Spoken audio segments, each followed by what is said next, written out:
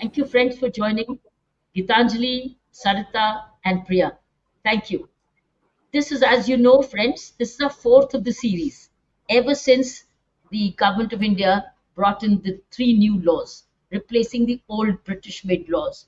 Remember, Bharatiya Nyay Sanhita, which has replaced the Indian Penal Code, Bharatiya Nagrik Suraksha, which has replaced the Code of Criminal Procedure, and Bharatiya Sakshya, replacing the Indian Evidence Act. Now, with these three laws, we can call them BNS, we can call them BNSS, and we can also call them the Bharatiya Saksha. Every time I find it difficult to pronounce. But then these are three new laws, and this is the fourth in the series. We started with FIR, then we started with laws on arrests. Then last week Sunday, same time, we worked on prisons. Now this is the fourth of the series. This is focusing on laws which have benefited and amended concerning women and children. That's what this focus is about. And why we're doing it is because we thought the more we share, the better. Whoever listens to it gets a little more informed and empowered and feel as if they know and they can help each other. So we got some very illustrious panel here, the three of you. Rather than I introducing you to you, you introduce yourselves. So could I begin with the three of you, beginning with you, Priya, self-introduce, then Sarita and Gitanjali. Go ahead. Thank you, Dr. Bedi. Thank you for having me on this program. I am Priya Hingurani. I am a senior advocate practicing in Supreme Court and all other courts of the country.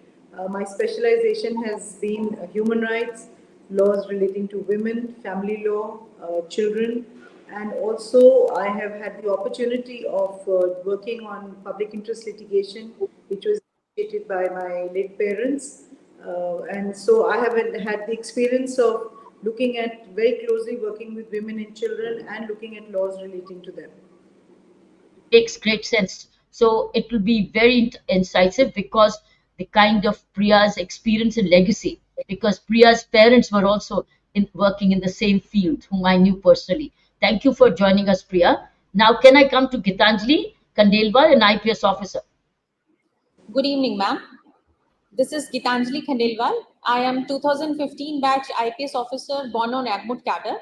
Presently, I am posted as Superintendent of Police North and Middle Andaman District in Andaman Nicobar Islands.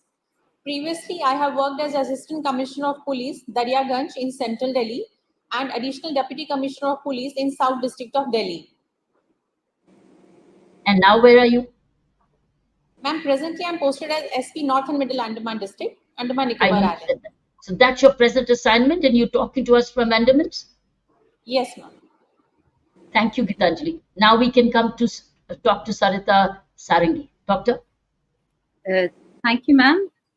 Thanks for having me on the panel. Issues relating to women and children have always been very close to my heart. So thanks for having me here. I am Dr. Sarita Sarangi. I have done my PhD from Department of Psychology, University of Delhi. I taught in various colleges like Lady Shri Ram College, Kamala Nehru College, IP University, NICFS. And I have worked in various government departments, Ministry of Social Justice and Empowerment, Ministry of Women and Child Development, Government of Delhi. My last tenure posting was member, Delhi Commission for Protection of Child Rights. I have also worked as member CWC, Child Welfare Committee. I have a number of publications when I was working with children, like children of prisoners, substance abuse and children, mental health care of children, and subjective well-being when the children are in institutional care. So my recent book was Pet and Autobiography. So I always try to focus on rights-based perspectives, be it children, be it women, be it animals. Thank you. Thank you. So wonderful in three perspectives. We have an advocate, we have a psychologist, and we have a practicing Indian police service officer. And she happens to be a woman too. So maybe that will be an added perspective and added sensitivity to the laws concerned. Can I begin with you, Priya? Since you, with all your practice that you do and all the background you have, now tell us, when you read these laws, how did you feel? What difference will they make in the lives of women? I think this is a very, very welcome change of the laws. It's very important that we move from a colonial thought process to a very practical and proactive set of laws. My first reaction to these laws when I went through them was that it has given more power to women, more empowerment, making them feel at ease when they deal with the criminal justice system per se. Uh, when we started talking about, and your first session was on the FIR, I think with the biggest thing which has come across is the zero FIR, which is something which we faced in many cases, particularly when you look at Nirbhaya and other cases, where that any victim of any kind of crime can file the FIR at any jurisdiction, not worrying about it, any police station in the country, not only physically but electronically also. She or does not, or the child does not need to go to any police station physically. They can do it sitting wherever they are online, and an action has to be taken. So I think that's one of the biggest takeaways from the fact that we can have a zero FIR any part of the country. The second aspect, important aspect as far as the FIRs is concerned, is if the police officer has to record anything, now they are supposed to record it through video and audiography, which is very important. So what happens is when they are making a statement, or it is the worry is whether the actual statement would be recorded as per what they are saying. So now once it is audio record or video record, there is no question of any tampering or any part of it missing out of it. So I think that's a very important aspect as well on practical basis. The third aspect is that if any woman is a victim of any crime, heinous crime or otherwise, she is entitled to free legal aid, medical aid at any of the hospitals in the country. She has to be taken and she'll be entitled, the child or she or any person who is a victim can be taken to the police hospital and will get free immediate legal aid and or first aid. The fourth aspect, which I found very startling, was that the amount, if any fine is to be given by the court, a fine is imposed on the accused, that fine is given directly to the victim. Earlier, what was happening was that the fine would either go to some, legal services or would go to any other NGO or anything. But this fine is now being imposed very strictly, and that is to be given immediately to the victim, which I think is very important. And there's sometimes when the victim needs the money. The other aspect, I think, of course, they have tightened the laws as far as rape law is concerned, the gang rape is concerned. So I'll go into that as we go along with the discussion, because there are many sections which have been strengthened. The punishment is made severe. The idea, I think, behind this new laws is to give comfort to the women, to make them feel that they can now, the laws are more with them. The implementation is not going to be that difficult as it was earlier, because timelines have been fixed. What is important is timelines have been fixed. Within 7 days, first of all, she'll get a free copy. Then the 7 days, the progress has to be given to her within 60 days. The police is supposed to file the charge sheet within a certain particular time. If there is a statement to be recorded of a rape victim, it has to be done by a female magistrate, which is very important. And in the absence of a female magistrate being available, it can be done by a male magistrate, but in the presence of a woman in the room, which is a comfort level for the rape accused. The parents, the guardians can be with the victim at all times. Then the last thing which I would like to emphasize before we move on to the other panelists is that when the woman is, woman or a child before 18 or a senior citizen or a person with disabilities is not required to go to the police station to give their statement. It is the police officers who have to come to their house to take their statements if required. So these are my immediate takeaways, which I feel are very important, and these changes are practical. That's what my emphasis is on, the actual working of the criminal justice system. Excellent, Priya. Thank you. You are spoken as a woman, and you've spoken as a defender of human rights but as a woman lawyer and as an advocate. But you're going to be the other side. How will you be defending these laws concerning when the accused come to you? See, you've spoken as a woman lawyer, as a woman advocate, from the point of view of the victim woman. You see, but Yes. you are also an advocate who's going to defend the accused who are on the other side of the fence. I'm going to ask you, how difficult will it be now? What kind of defenses will you take as a lawyer, as an advocate? How Yeah. difficult will it be, or how easy will it be with all the audiography and the videography now? Because you're going to be not saying ये झूठ बोल रहा है, ये झूठ ये कर रहा है, ये तो सामने ही आ रहा So, है, वीडियोग्राफी so no, सामने आ रही है. but the opportunity is going to be given to both. See, if the video recording is there, he will be given proper opportunity. The accused is going to get proper opportunity. The new acts say that every document. See, earlier it was just now because of the internet and the electronic medium being used so strongly in every aspect of this law. Technology has played a very important role in the amendments of these laws. So whatever is now, and the definition has changed. Definition is document.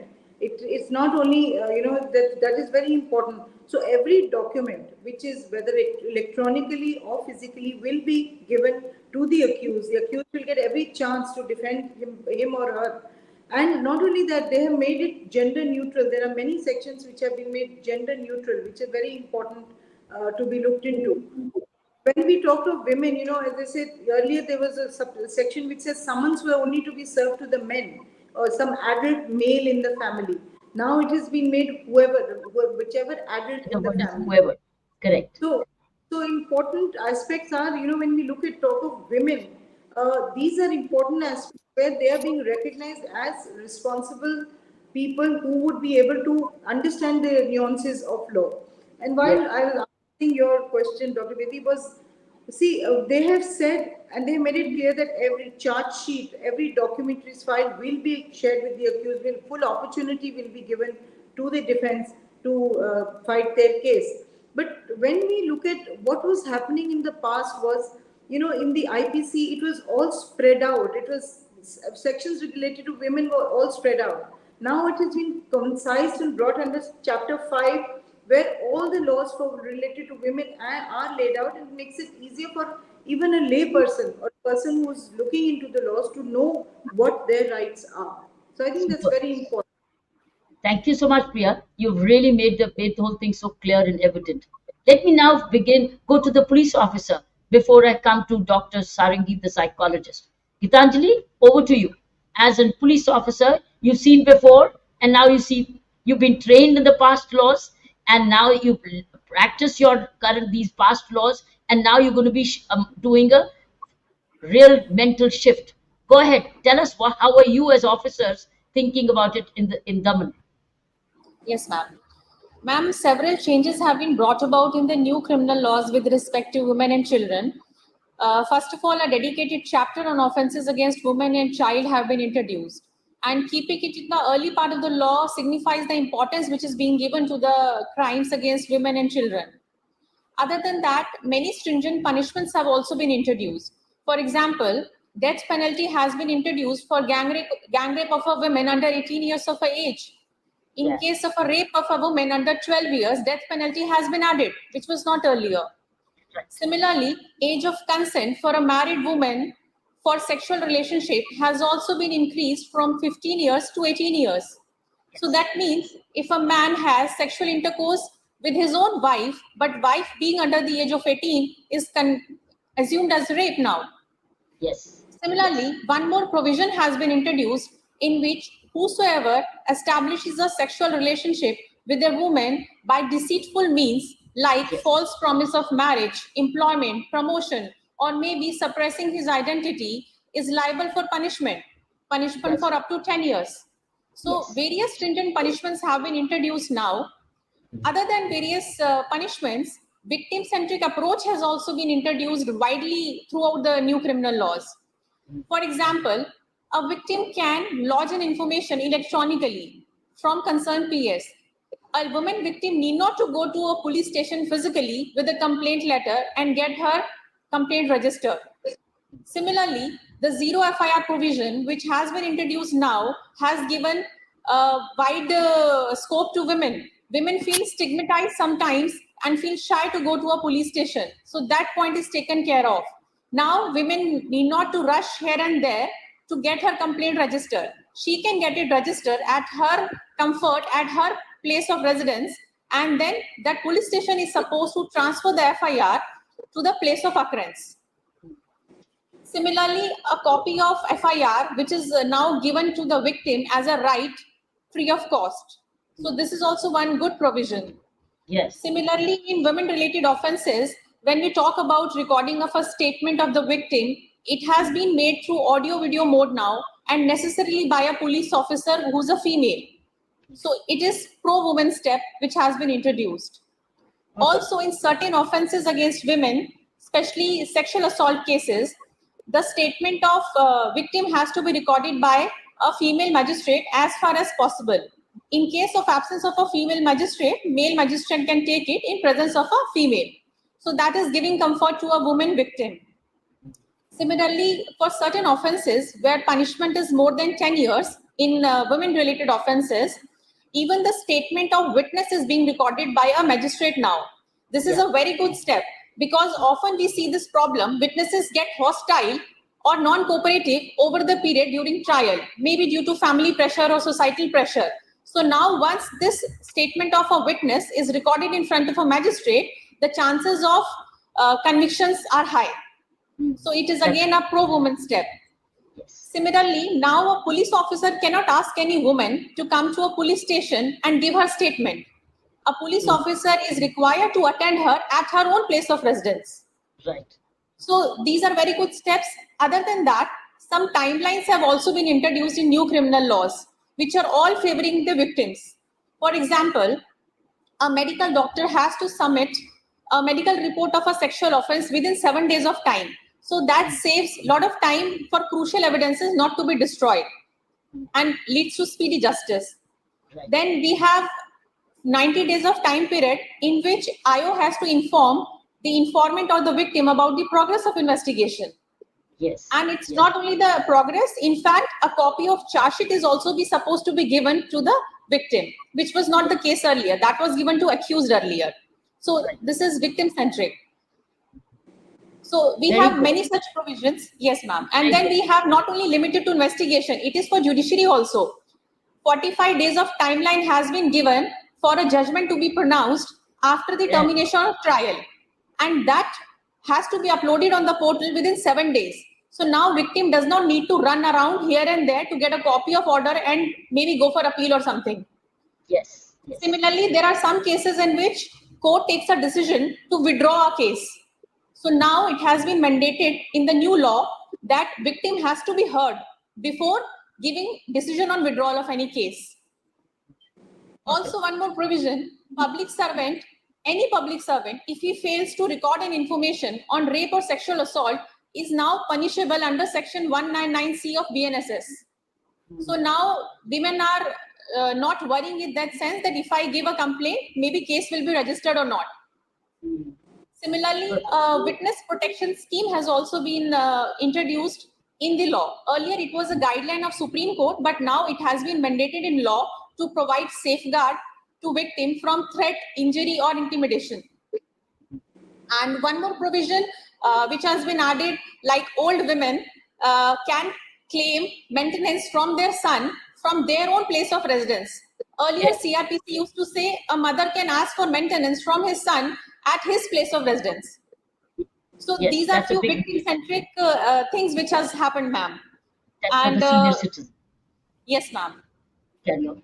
So these are all the highlights about the steps which has been taken for women in the new laws. That's plenty. After hearing Priya and after hearing Gitanjali, plenty. I think all that was always being asked and demanded is now part of the law. All this practices or training which we were saying from human rights angle, since Priya, you've been a human rights activist, I think all that has got centered into the law. Let's look at you as a psychologist. Sarita, what do you think, Dr. Sarangi? Thank you, ma'am. Ma'am, actually, I would like to start with a positive note. looking at the titles of these three new laws, if we look at the words used in these three laws, that's nyaya, protection, all these have a very positive connotation.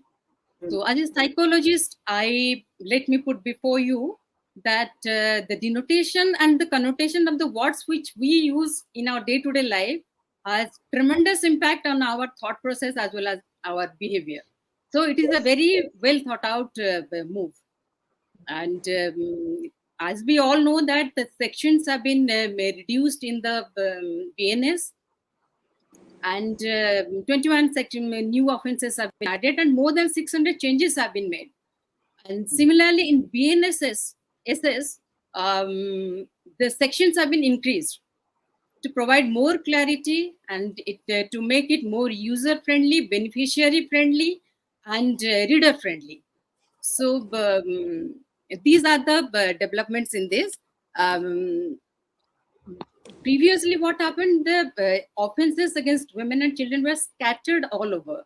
So now, under Chapter 5, all the offenses have been put together. That shows the precedence given to women and children issues over other issues.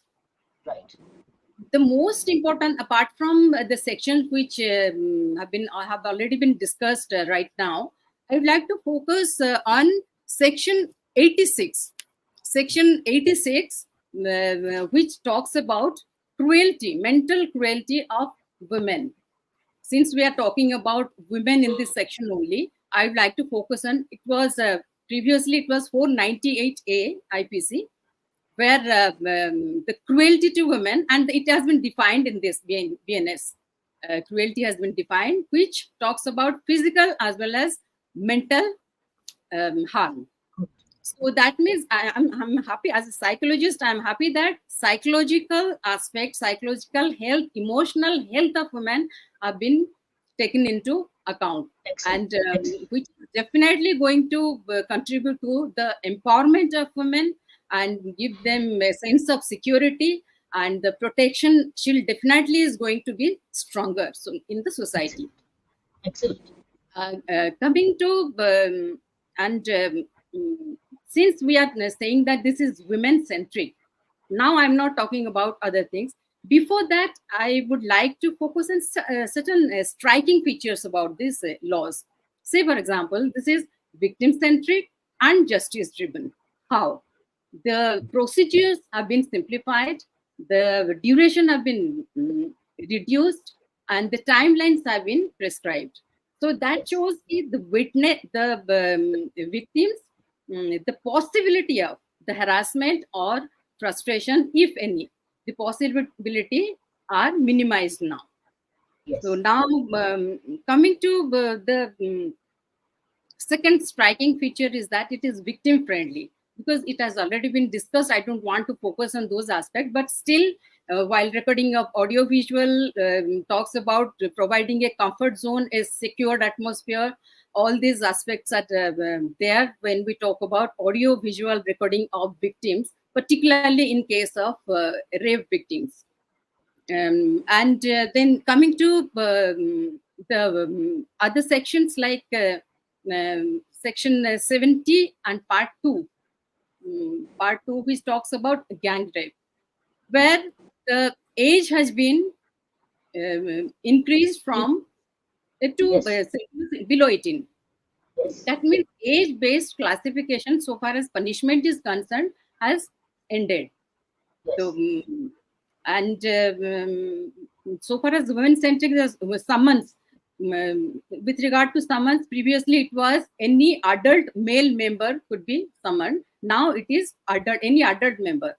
We may call it gender-centric, but I would like to call it giving more importance to women so far as some criminal justice system is concerned. I would like to interpret it in that way. And then coming to consent part, consent of women have been given very importance in this law. Consent, be it consent for sexual relationship, which has been increased from 15 to 18 now, and be it consent with regard to miscarriage of a women. Without taking the consent of a woman, this act cannot be done.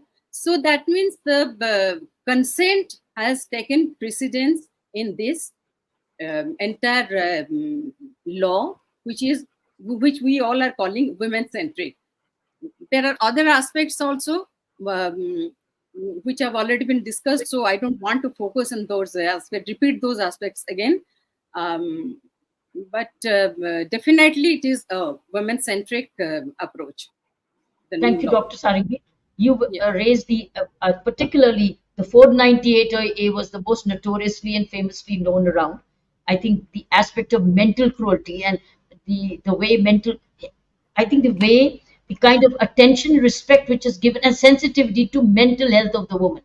Yes. She may not, because the mental harassment is a mental cruelty, which was always otherwise considered as physical cruelty. दिखाओ मारा कहाँ, लड़ाई कहाँ, injury कहाँ, fracture कहाँ. No, the way you've been mentally harassed or you felt mentally harassed. But how matters of challenge.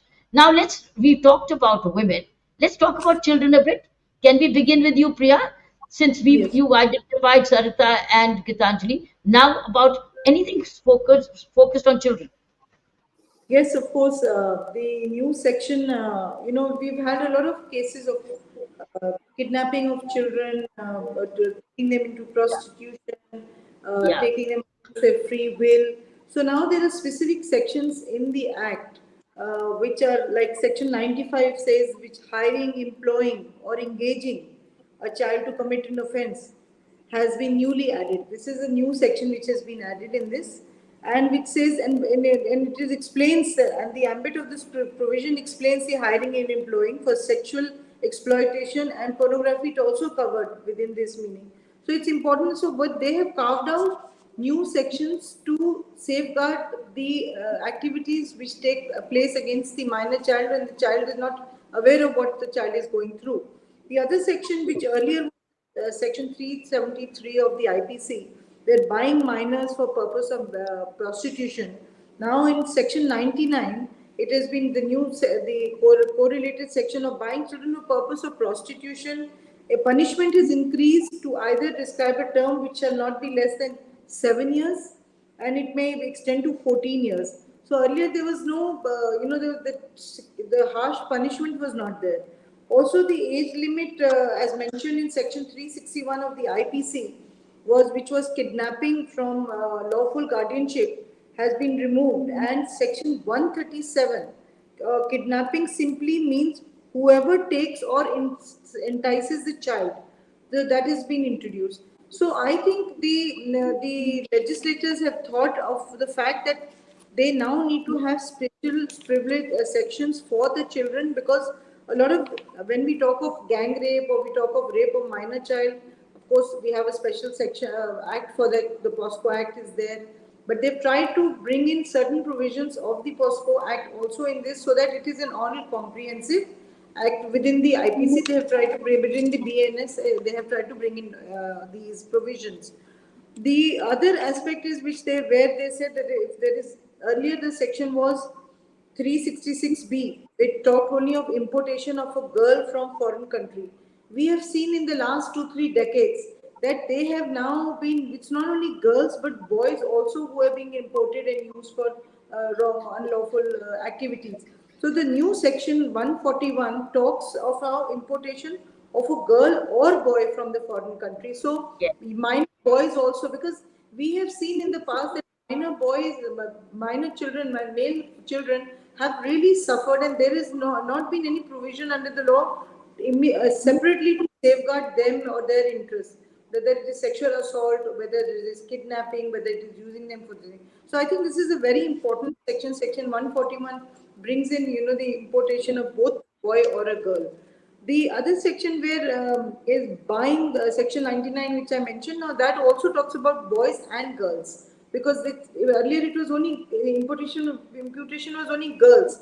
Now it says whoever buys, hires, or otherwise any possession of any child, rather than from a girl, it's come to any child. So that I yeah. think is very important. And so that is the other one section which I think which really needs to Of course, voyeurism is something which is more for adults, and it's section of 137, which is of kidnapping. Again, from 361, kidnapping was under the age of 16. If it was a male, it was under the age of 18.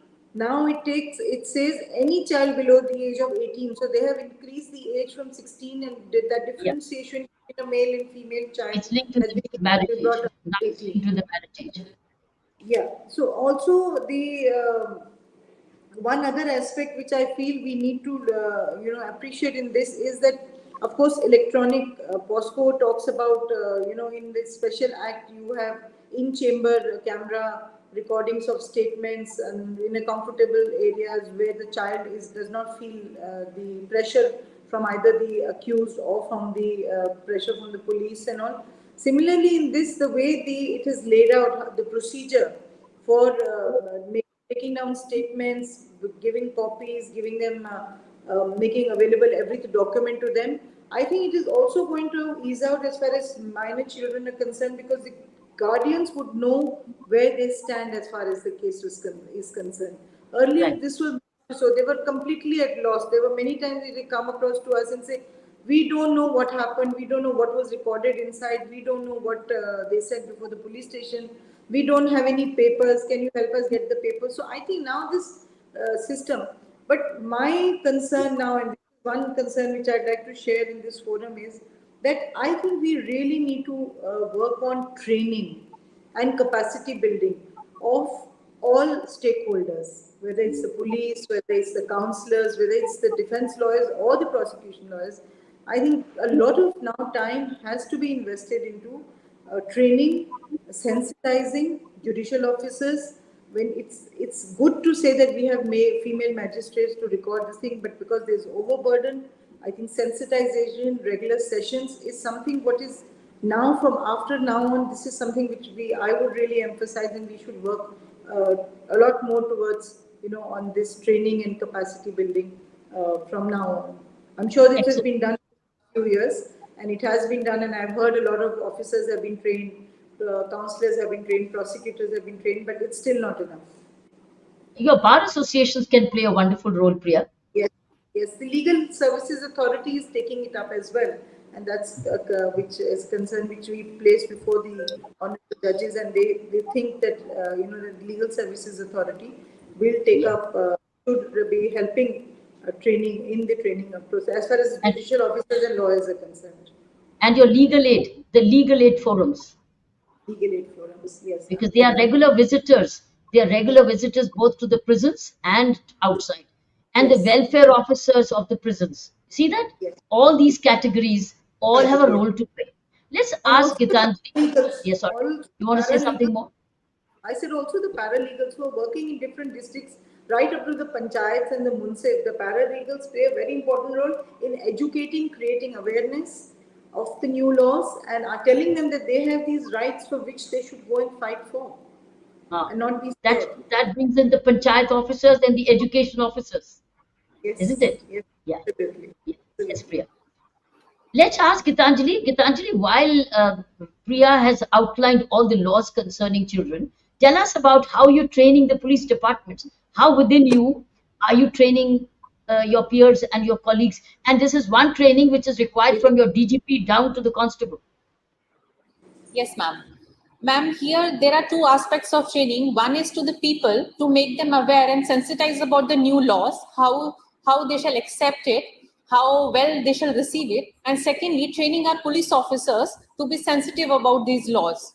Yeah. So the training has been done down up to the lowest level, and a number of times various aspects have been trained to the people. Hands-on training has been done as far as technology introduction has been concerned, because technology has been widely introduced. So down the line, that has been taught to everybody.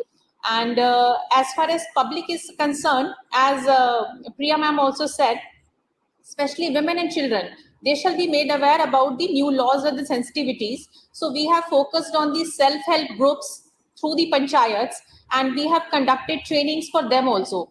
And around 1800 self-help groups we had covered here, and the experience has been good. And as far as issue about the child is concerned, that how well the law has been putting forward, I want to say that the child has been defined under this law, a boy or a girl under the age of 18, and it has been made gender neutral. So as Priya ma'am has also mentioned, all the laws concerning children now don't have only girl, they have included boy also. So that is a welcome step. And in kidnapping cases also, what problem we used to feel, in previous law, any boy under the age of 16 and any girl under the age of 18 were covered under kidnapping. So now that has broadened the aspect, any child under the 18 is being covered. And the sections like exploitation of children, it's a new provision which has been added. It's a welcome step. So these are so. Tell me, that's a great idea initiative taken by for the self-help groups.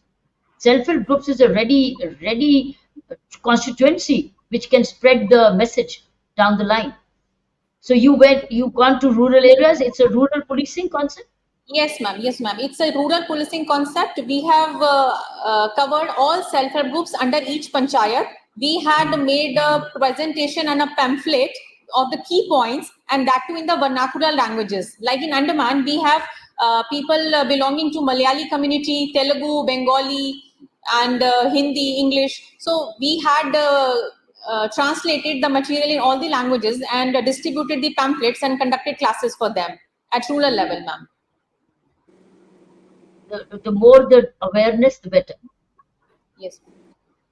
Sarita, what do you think about what was being said about children? The laws of the children concern. Ma'am, this is a very good step the BNS has brought about after defining child, because there has always been legal ambiguities so far as definition is concerned.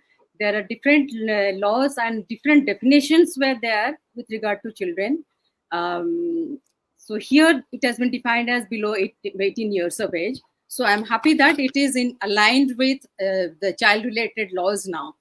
By making the consent sexual so far as sexual relation is concerned from 15 to 18, it is at par with POCSO now. It is at par with Child Marriage Act now. It is at par with Juvenile Justice Act, which is considered as the Bible for the issues relating to children are concerned. Is now. So this is a very good step that they have, and at various places in BNS and BNSS, they have removed the term minor and included child, so that there should not be any confusion and ambiguity with regard to interpretation and implementation of the laws. So, previously, as has been mentioned by Priya Madam, that Section 98 says that the minor has been replaced by child. Section 99 says that buying the child, and previously it was below 18 for, and now it has been made below 18. So that is a good step. And Section 72 also replaced minor by child. So there are a number of sections where the term minor has been replaced by child. So it is at today we can say that it is at par with the child related laws, which used to have always in conflict with the child related laws. So it is so far as children are concerned, I think more importance needs to be given to the victim compensation. Victim compensation, by victim compensation, I mean not only the financial relief, but the psychological relief. Be it children, be it women, after the crime takes place, particularly rape victims, how much psychological help we are going to give the victims to handle their victim trauma.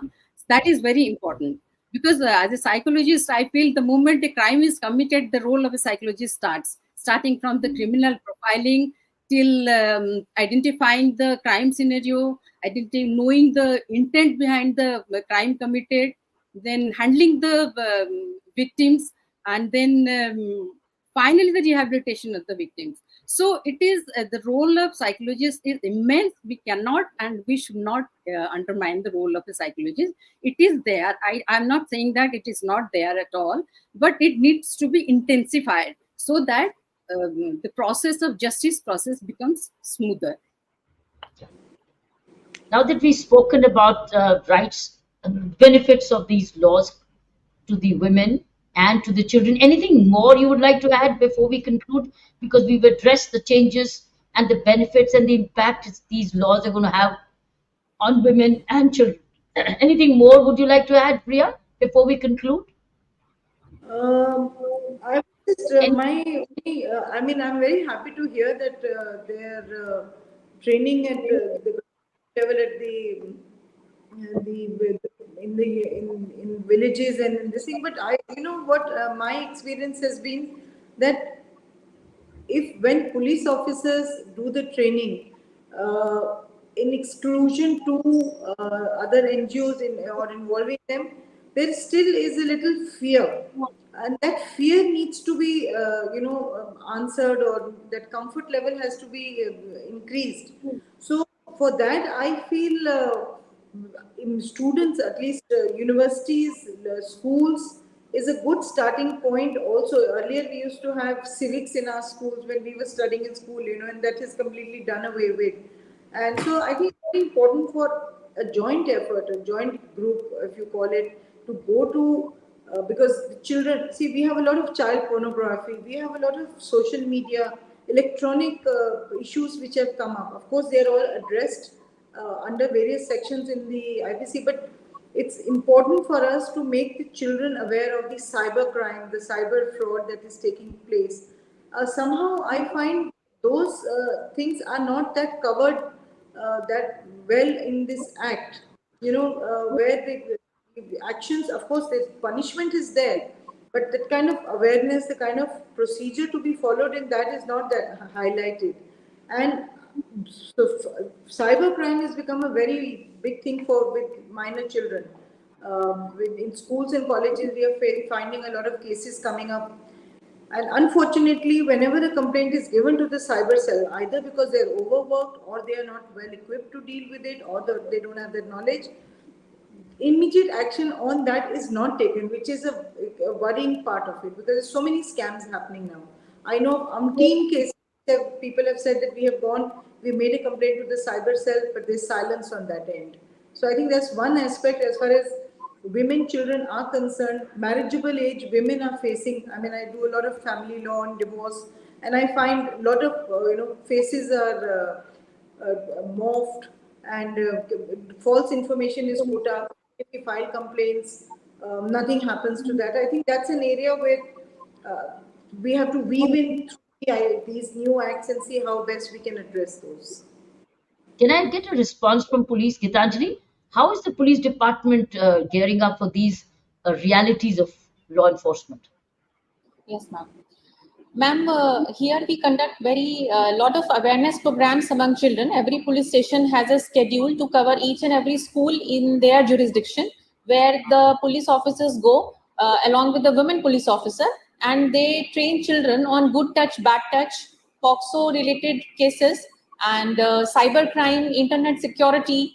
All these aspects are covered with children, and we conduct many community policing initiatives in which I also happen to meet people like college students career guidance program or counseling sessions with school children.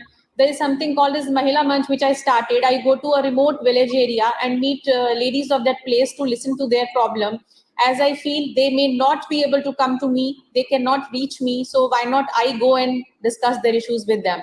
So there are many such initiatives which are being taken to build a rapport between police and vulnerable groups of our society.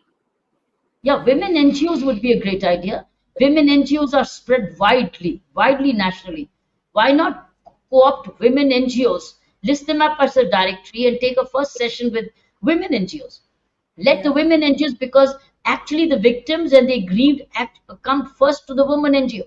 Yeah, true. So women NGOs network is very wide in India. So if we can bring them, co-opt them in this training concerning women and children, make a lot of difference. including counseling issues, whether it's Yes. mental stress or it's cruelty. So if they could get linked to the control room, and then you have a network. First, women NGOs are training them, but women NGOs are now also the first responders. And how do they respond, and how do they connect with the police? I think would be another idea to co-opt fully. Gitanjali? Yes, ma'am. Ma'am, here we have lesser NGOs available. It's a But little rural setup, so we try to pitch in. but all your panchayat have Mahila Mandals. In all panchayats, you have Mahila Mandals. Yes, They're ma'am. such bigger areas. So Mahila Mandal is actually reaching every family, isn't it? Yes, ma'am. So here is a scope now to bring all agencies together. That's what criminal justice system is about. But criminal justice system includes the community, not just the magistracy or the advocacy, the prosecution of the police or the prisons, but also the community. Without community, the criminal justice system will not connect, and it will not meet the objective for which all these changes are being made. So the ball lies in the court of both you, policing, and Priya, you as advocates, and Sarita, you as social workers, psychologists, and academics. I think make a lot of difference, but it's making the dent, isn't it? For a change, the country is reading its laws. Its country Yes. is reading its Yes. laws, right to the judge, right to the constable. Sarita, you want to say something? Yeah, ma'am, since we are discussing about NGOs, so as founder director of Sevak, a voluntary organization, we have been engaged in these kind of activities Right. in remote areas, remote tribal areas, Yeah, where there's the difference between good touch, bad touch are taught, and moral education is provided. So all this, so it is right, ma'am. You have rightly pointed out, bringing in the help, bringing in the NGOs in all these activities is a very good idea, where we can empower the society, we can empower the criminal justice system also as a whole. that's true. So That's true. we are engaged in these activities, ma'am. And as so far as child rights are concerned, the first thing it is said, always said, that knowing about your rights is the first right of a child. Yeah, So whether the child knows about his or her rights, that is very important to focus now.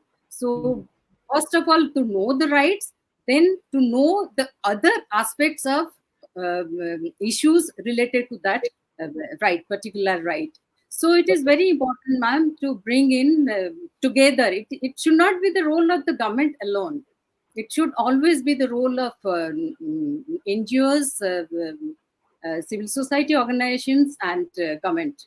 So yeah. All they these can. all these laws efforts are basically to benefit the community as a whole, the social health of the society, Yes, increasing the social health of the society, sense of security among society, and also in yes, the vulnerable sections of society.